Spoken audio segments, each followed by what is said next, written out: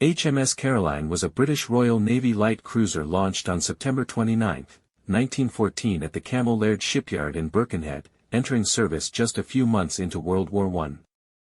As a member of the Caroline class, a subclass of the wider Sea class, she was designed as a fast, lightly armed cruiser intended for scouting, screening larger fleet units, and leading destroyer flotillas. Measuring 446 feet in length and displacing around 4,200 tons, she was powered by Parsons steam turbines and a combination of coal and oil-fired Yarrow boilers, which enabled her to reach speeds of up to 28.5 knots. Initially armed with two 6-inch and 8 4-inch guns, torpedo tubes, and protected by light armor, she was built for speed and agility rather than heavy combat.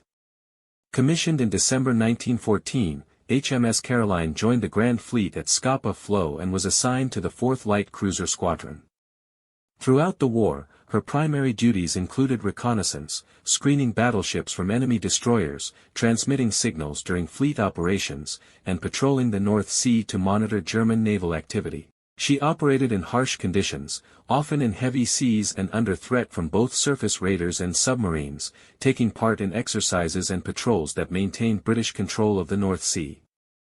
Her most famous wartime contribution came during the Battle of Jutland from May 31 to June 1, 1916, the largest naval engagement of the First World War. HMS Caroline, as part of the 4th Light Cruiser Squadron, was among the first ships to make contact with German forces. She played a critical role in spotting the enemy, sending early signals to the British fleet that helped Vice Admiral Beatty and Admiral Jellicoe coordinate their response. During the battle, she engaged German destroyers and cruisers in brief exchanges, firing several salvos. Although her weapons had limited effect on larger ships, her speed and positioning were instrumental in maintaining situational awareness across the British formation.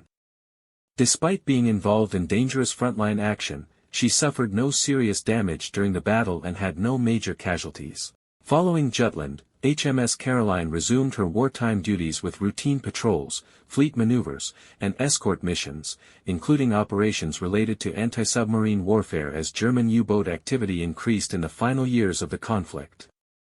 After the war, in 1924, she was converted into a training and headquarters ship for the Royal Naval Volunteer Reserve, RNVR, in Belfast.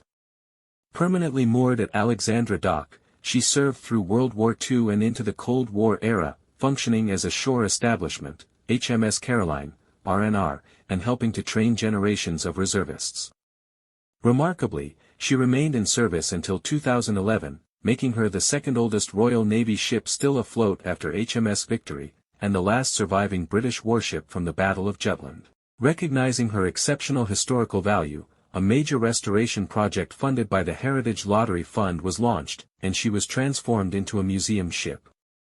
Since 2016, HMS Caroline has been open to the public in Belfast, where visitors can explore her original engine room, officer quarters, galley, signal areas, and exhibition spaces that tell the story of her service. Today, she stands as a unique and tangible link to the First World War, a rare survivor that allows people to connect directly with the history of the Royal Navy and the men who served aboard during one of the most pivotal naval conflicts of the 20th century.